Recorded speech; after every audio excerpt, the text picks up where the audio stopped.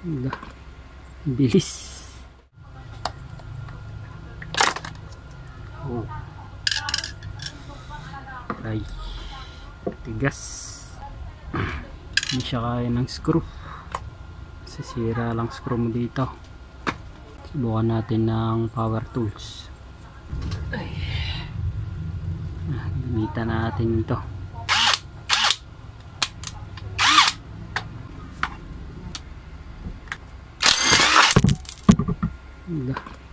Bilis.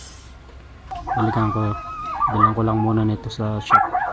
Ayan po, kulay puti yung nabili ko. Wala daw available na kulay itim.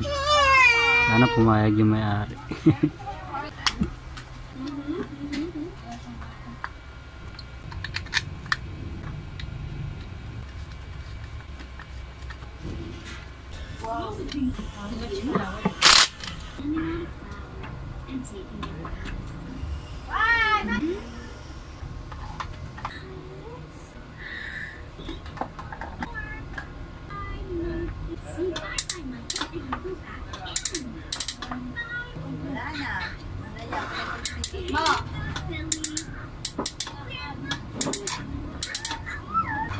Ang lakas ng spring.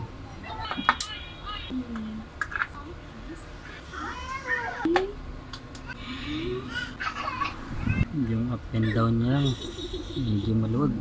Subukan kong hipitan ng gusto yung ano nito, yung tornilyo dito, baka tumigil yung pag-angat niya.